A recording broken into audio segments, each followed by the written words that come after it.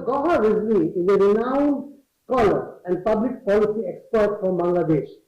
He has taught at several universities in United States and United Kingdom, including the University of Oxford, the Harvard Kennedy School, and the University of Virginia. Currently, he is the International Affairs Advisor to the Prime Minister of Bangladesh, Sheikh Hasina. Thank you, sir, for talking to All India Radio and Doordarshan, and welcome to this program. And let me begin by asking you about the current status of the India-Bangladesh relations and the challenges you see and the prospects of the relations in the near future. This is an extraordinary happy occasion, not only for Bangladesh, because while we celebrate the centenary of Bangabandhu's birthday, we are also mindful and remind ourselves of the historic role that the people, government, and the armed forces of India played during our liberation war. So in all rounds way, while we call it our centenary celebration, I want to emphasize that in many respects, it is our joint celebration. When you ask me about the relationship between the two countries, in a way, Bangladesh and India relationship is the most natural relationship and necessary relationship that you can imagine. We have a shared history, shared culture, we share each other's culture, language, and there's hardly a point in which our commonality is not there. And with this shared experience, coupled with what I said a moment ago of India's historic assistance to us in 1971, India housed 10 million Bengali refugees who had fled from the genocidal war of Yahya Khan. You gave them shelter, you fed them, you looked after them, and then you helped our liberation forces, our Mukti Bahini, with your armed forces. Your soldiers gave blood along with our freedom fighters. This makes our bonds very sacred. It's a sort of a bond that few countries can proclaim or proudly say.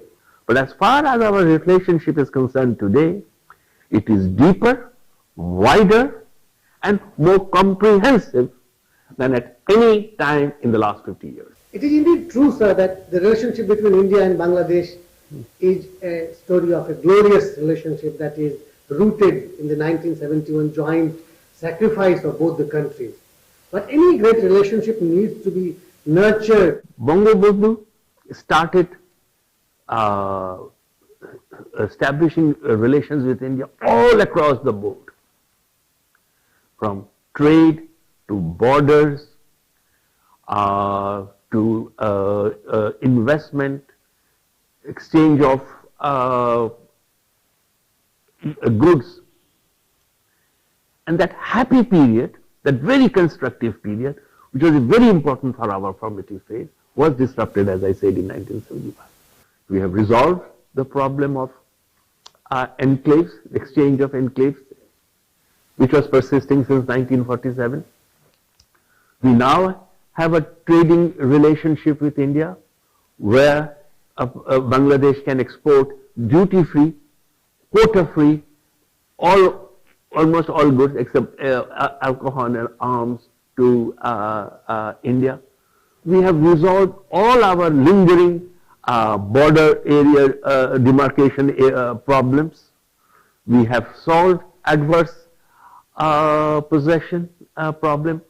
The popular thing, the Teen Biga issue, has now gone resolved forever. And we have then started building up relationship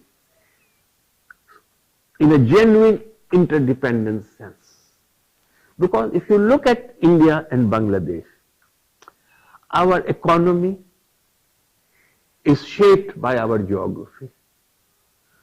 We had not, it is an irony that during some 25 years, we forgot the great advantage of proximity with India.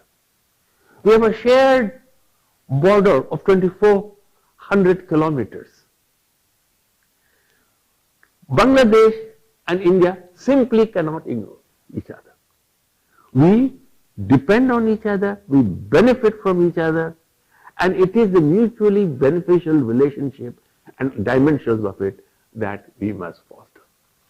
So what happened in the past was the frontiers were seen where the two countries separated.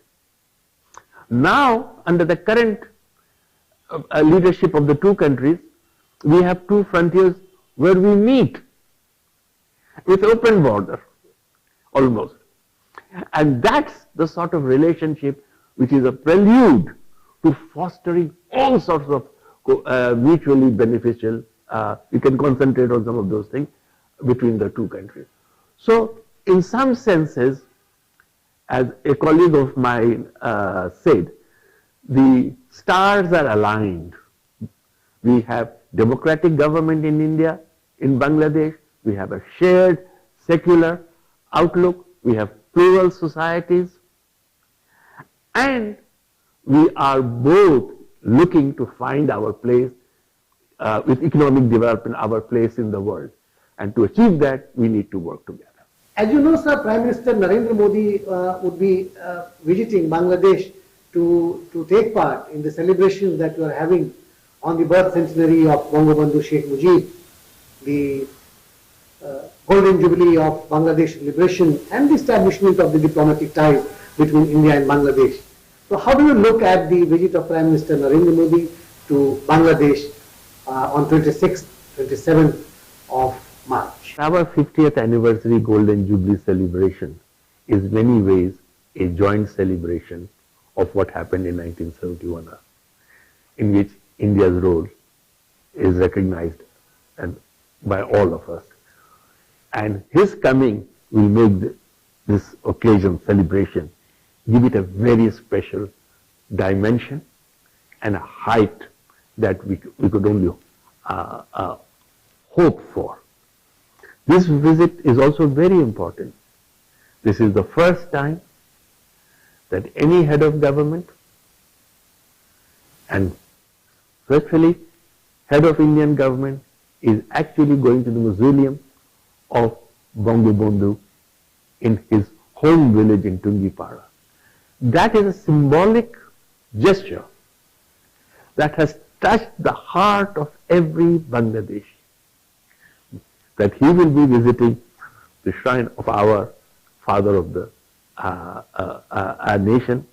I thank Mr. Modi for this thoughtful gesture.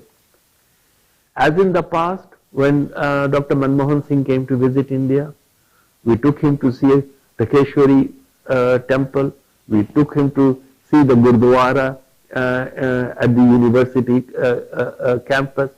Likewise, we are delighted that we will be able to show him some of the temples near Gopalganj and elsewhere during his visit. So, in terms of celebration, in terms of extension of solidarity, this is a very important. This will also be an important visit in terms of bilateral relationship. We just cannot go on living in the laurels of the last 12 years of high development and fast changes. We need to think far ahead. As I said earlier, we need to think strategically how we can work together, both in bilateral terms, in regional terms, and in global terms. We need to understand where our global interests converge. How, by speaking together, we can add our voice in the world debate, and so that we can punch above our weight in global issues. There is also the important thing, India has been generous with its line of credit. Some of us sometimes feel things are not moving as fast as it should. So we would like to take a close look.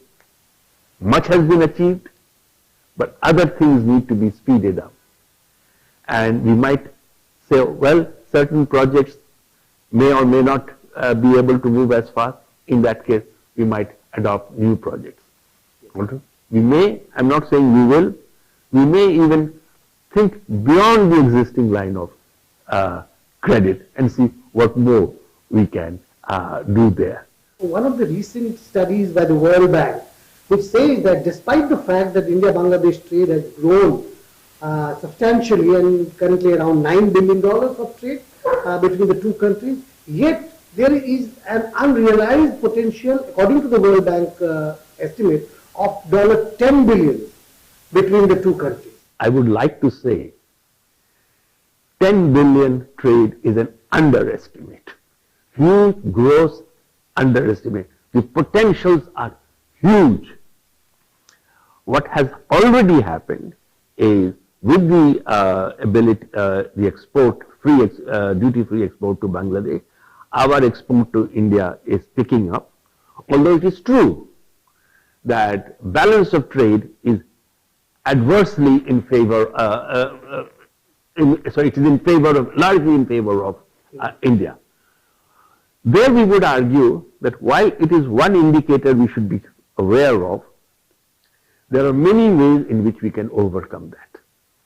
And one of the easiest ways that we are doing is encouraging Indians to invest in Bangladesh using our large labor pool, skilled, semi-skilled labor force, extremely disciplined workforce, to use Bangladesh as a manufacturing base and then importing it duty-free into India for the Indian market. It benefits both sides. It will reduce this imbalance,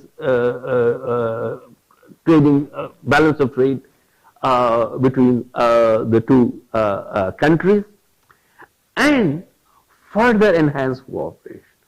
And you are absolutely right about connectivity. If I were to say, what is the flagship policy of our Prime Minister? From day one, she made regional, sub-regional connectivity as her priority. We have opened up our frontiers. We have allowed India to link with Northeast through our territory. We are opening up all those linkages, railway, road, that has been disrupted during the Indo-Pakistan War of 1965. Those are being restored. We are trading in power. We are buying electricity from India. We are allowing Indian goods to use our river. We have developed coastal shipping between the two countries. We have opened up our inland rivers so that ships can go to the different parts of Bangladesh. So all these things added together, coupled with expansion of Bangladesh's own industrial base, we should be able to exploit, take advantage of the huge Indian market of nearly 1.4 billion people. You know, if we can satisfactorily access that market, serve that market, the sky is the limit.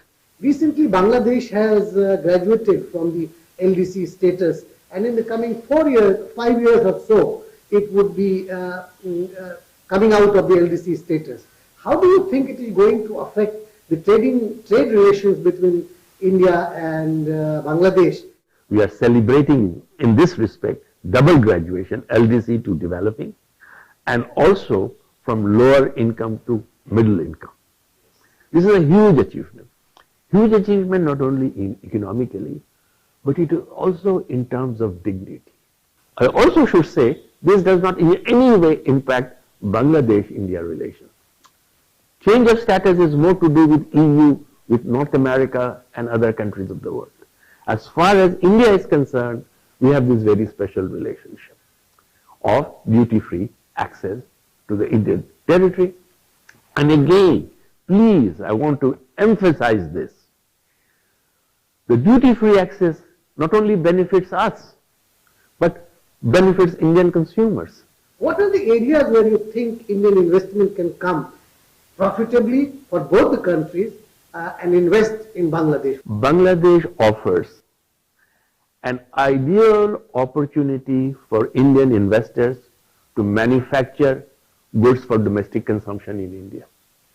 Now, when Indian businessmen will be looking at investment opportunities, they will weigh, should I invest in Calcutta or Bihar, or should I invest in Bangladesh?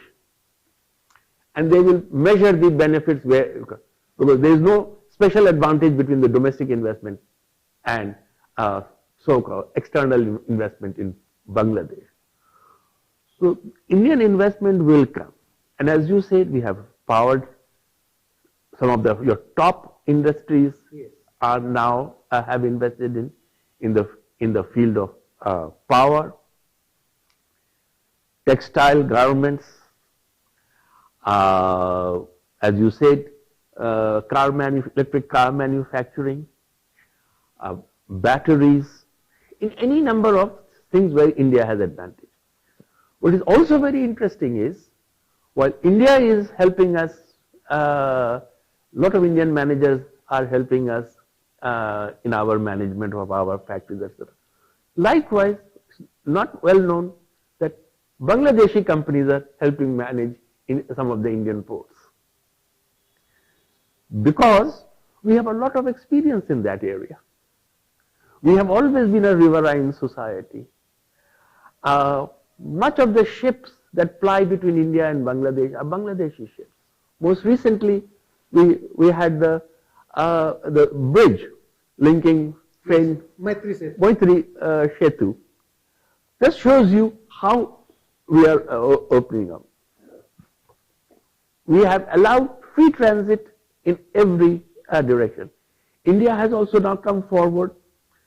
It has agreed that power trade can take place, and power can go from Bhutan, come from Bhutan to Bangladesh through India without interruption.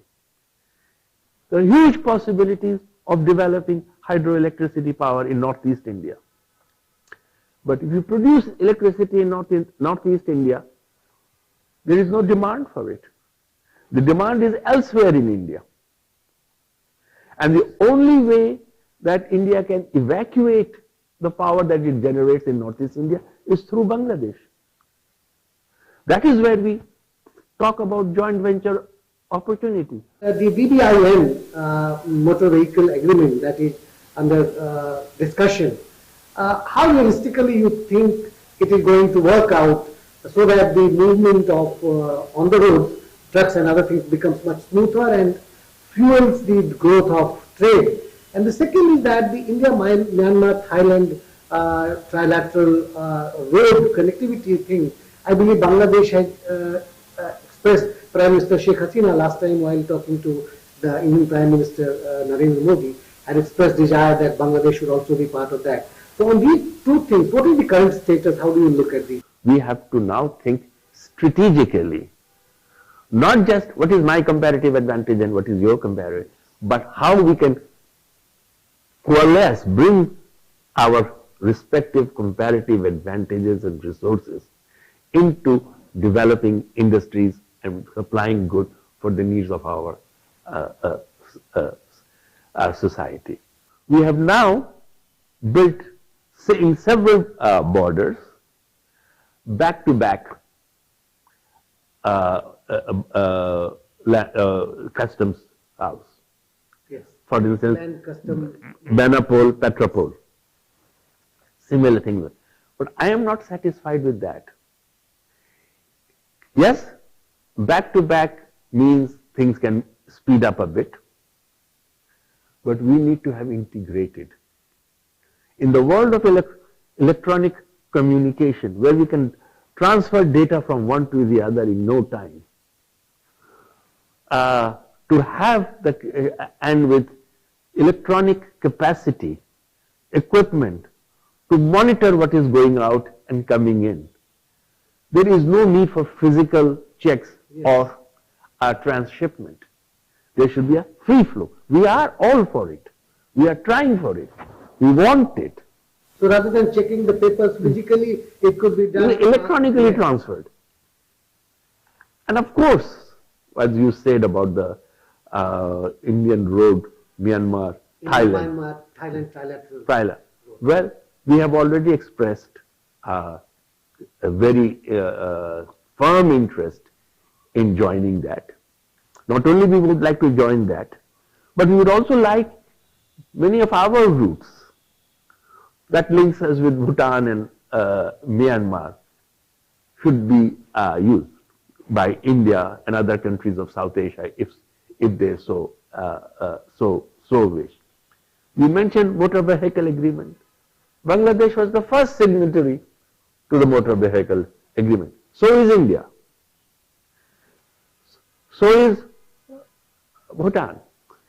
The trouble is, it has not yet been implemented because of certain reservations in Bhutan. Yes. Very understandable. Yes. But we hope they will remove that reservation. And now that India has allowed transit between Bhutan and Bangladesh and Bhutan and Nepal, this becomes all the more easy. The last point is, once motor vehicle agreement comes into effect, we have to remember there is still some limitations on our existing transport infrastructure. Yes. Roads have to be improved. Our Jamuna Bridge, Bangabandhu Jamuna Bridge, the rail bridge, there is a road bridge, and the rail bridge is not strong enough to take large weight. We are now building a separate bridge there so that it would not act as a bottleneck. How do you see the position of Bangladesh in the the India-Pacific region that is emerging as an important consideration in many of the deliberations between countries? Well, you know, in Bangladesh, although we have a huge population of 160 million, but to call it a small state is, in a way, not very correct. Oh, Bangladesh is the 8th largest. But we are also, but we are a small country. And it is not in our interest to be a part of global geostrategic conflicts. We have no interest of business to be taking sides in that. The sort of thing that Pakistan did in the 50s and the 60s. We have not done. We will not. Yes, Bangladesh is becoming strategically important. Chittagong is a particularly focus of strategic interest. Bay of Bengal is a very important zone, and all the littoral states have an interest in that. But you will have noticed that in all these things, we have opened up our facilities, Chittagong, other ports, the new port that we are building in Matabari, for trading purposes and peaceful use by all countries. There is no possibility of any military associations with these places. We will remain neutral as we have. We will not allow our territory to be used for, as we don't allow our territory, as you know, we have driven out all the terrorists who were in this region and conducting cross-border activities. In the same way, we will preserve our neutral position, friendship to all. The issue of extremism, fundamentalism, terrorism that besets many countries in the world, including, I am sure Bangladesh government is very sensitive about this issue, because it affects not only the internal peace and stability of the country, but it has implications for the region as well. So how do you see Bangladesh government tackling the issue of extremism and fundamentalism in the country? Bengalis, Hindus and Muslims alike, are very tolerant by nature. Unlike other societies, we have evolved a syncretic religious tradition. We have borrowed from each other, which has made us vital. Muslims have imbibed a lot of local practices. And historically, there has been tolerance and coexistence between the two communities. Sadly, at times, for political purposes, conflicts have been generated. More recently, there is a global phenomenon of extremism, terrorism, and intolerance. And in today's global world, these ideas do permeate every society as it has permeated India. It is permeating Bangladesh. But we have a zero tolerance position on that. We have fought terrorists, extremists, militants with a hard hand. And I'm really happy to say, and although with much regret, what had happened at that cafe attack, this situation is very much under control. The entire society has been mobilized against extremists and especially external elements permeating in our society. That said, there is sporadic instances of where people of one community have attacked another community. But that is not an intercommunal conflict. In most cases, these are conflicts about land, about social disputes that exist between any two communities, and often acquires the communal color. Yes. However, you will know that our government has a very strong police. Moment such things happen, our deputy commissioner, our police forces are deployed, our senior officials rush to the area. On many occasions, I have personally gone to these areas to see things. First, to control the situation, to punish those who have caused it. And second, if houses have been destroyed, burnt, we have instantly, at once, rebuilt them, rehabilitated them, so that nobody living in this country feels insecure. So there's a lot to talk, lot to celebrate. Thank you, Professor Dr. Gowher Rizvi, for talking extensively about so many issues of the relationship between India and Bangladesh.